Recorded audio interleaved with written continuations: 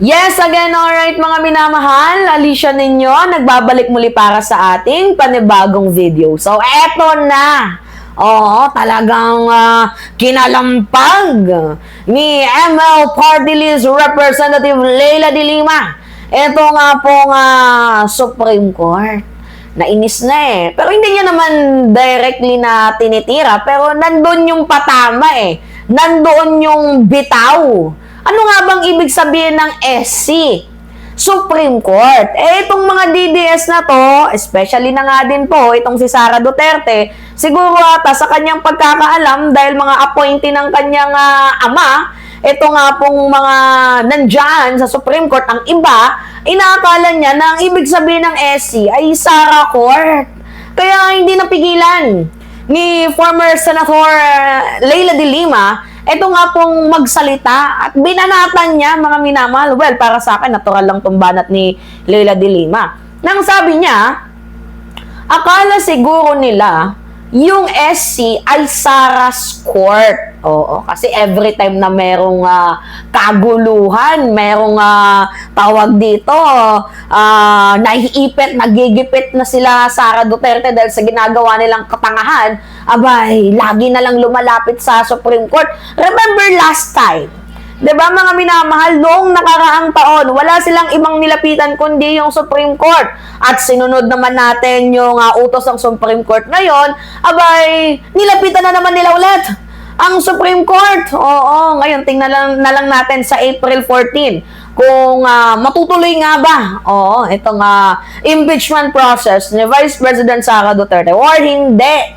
'Di ba? Kasi tinitingnan lang naman sa kung mayroon bang probable cause or wala. Nandun pa lang tayo sa parte. Oo, kung merong probable cause or wala syempre, kung ako naman yung nandyan sa House of Justice Committee, anong pagbabasihan ko? Hindi nga sumipot si Sara Duterte, hindi nga nagbigay ng depensa. Anong pagbabasihan ko? Di ba wala? So, yung complainants lang, yung mababasa ko di wala akong magagawa kundi bigyan to ng isang bagsak. Meron ka ng probable cause. Oo, paano kasi hindi ka nagdepensa? Ang ginawa mo, tumakbo ka doon sa ilalim ng saya. Oo, ng ng kaibigan mo, di umano. Oo, di ba? Ito nga pong Supreme Court. Anyway, sabi dito, akala siguro nila yung Supreme Court ay Sara's Court na pwede nilang laging takbuhan para pagtakpan ang kaduwagan at pagtakas sa pananagutan. Actually, mga minamahal, itong ginagawa ng mga DDS na attorney, ni Vice President Sara Duterte, kasi anak ng teteng, pumunta sa Supreme Court, nag-file ng petition. Ano yung i-file nilang petition? Petition for certiorari. Dito nga ako nagtaka, hindi naman sila kasama sa 16 na abogado ni Sara Duterte, pero sila'y pumunta sa Supreme Court. Nandoon si Tupacio, si Rodriguez, diba? At iba pang mga hindot ng mga lawyers ni Sara Duterte na kanyang supporters na siguro gusto atang makakuha ng slate, 'di ba, sa senatorial slate ni Sara Duterte. Itong nagpapapansin, nagpapalakas, nagpapaingay, 'di ba? Mga minamahal, mga galawang Hokage moves. Ngayon nag-file sila ng petition for certiorari na meron pong prayer. Anong prayer 'yon? Prayer ng temporary restraining order na kung saan gusto po nilang ipahinto ito nga pong gaganaping hearing sa kanyang impeachment. Dito ko nagtataka, VP, hindi naman namin sinasabing guilty ka kasi, iniimbestigahan ka pa rin lang naman. Diba? Innocent until proven guilty. Pero ito lang yung hindi ko mawari Nasaan yung bloodbath na tinutukoy mo? Nasaan yung sinasabi mong you are ready? Nasaan? Di ba like, mapapaisip ako na, Sara, really? Di ba? Magsasalita ka na para bang kala mo tapang-tapang mo. Magsasalita ka na para bang kala mo wala kang nagawang kasalanan, sasalita ka na parang kala mo sobrang talino mo, pero ang ending, hindi ka sisipot, tatakbo ka sa Supreme Court, magsusumbong ka. Diba? Ano yun? Ano yun? Ano yun, VP?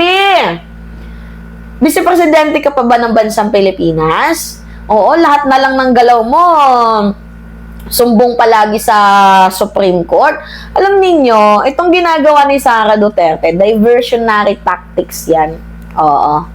Para itigil itong impeachment at hindi siya mapanagot. Diversionary tactics na yan, mga minamahal. Or kung sakali, itong si Sara Duterte, kapag nandyan na, kunyari, nagkaroon ng probable cause, nagkaroon ng boto ng one-third votes, tapos inakyat na dyan sa Senado, mukhang naamoy ni Sara Duterte, natagilid siya. Alam ko yung last na, na panata dyan ni Sara, walang ibang gagawin yan kundi magre-resign. Pustahan tayo. Pustahan tayo, mga minamahal. Itataya ko itong aking channel. Si Sara Duterte ay magre-resign. Napaghahalataan na eh. Hindi niya kayang sumagot eh.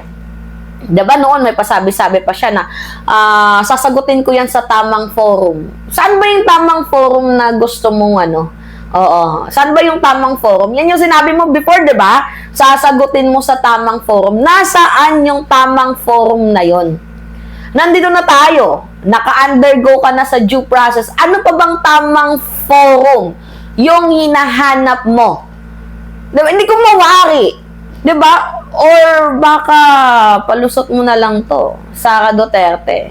Well, kung sa bagay, halata naman sa kanyang mga galawan na itong ating VP, mga minamahal, na si VP Sara Duterte, ay natatakot. 16 na yung abogado mo. 16 na yung abogado mo, plus ikaw, hindi ka pa din makasagot. Hindot ka, kumakapit ka na lang sa fake news, kumakapit ka na lang sa mga vloggers mo. Diba? Kala ko nga matalino. Yan ba yung magiging presidente ng bansang Pilipinas? Bobita? Walang alam? Pakalat lang ng fake news, okay na? Yan ba yung gusto ninyong maging presidente? Walang alam? Nakakaloka. Sa bagay, si Sara Duterte nambubudol na naman ngayon sa mga peking survey. Talagang pinapalaganap na naman nila yung kanilang mga datong, diba? Kanilang mga pera. Diba? Para paniwalain ng mga Pilipino again and again and again. Ewan ko na lang sa mga Pilipino kung maniniwala pa kayo. Yeah? Tingnan lang natin. Pag naniwala kayo, tas mahirap pa rin yung Pilipinas at hindi na naipangat ni Sara Duterte, isa lang ibig sabihin yan. Binudol na naman kayo ni Sara. Yun. Yeah? Alright. Kayo, ano yung masasabi nyo dito, mga minamahal? Diyos ko po, oo, si Sara Duterte. Kangaroo court ba itong Supreme Court? Tanong lang. Kangaroo court ba ang Supreme Court? Oo, mukhang yan yung yung gustong iparating ni Leila de Lima Kangaroo court ba? Oo. Kangaroo court ba ang Supreme Court? Tanong lang. Okay. Alright, mga minamahal, yun po. It's me again, Alicia Nino. Pahingin lamang po ako ng comments, likes, and share.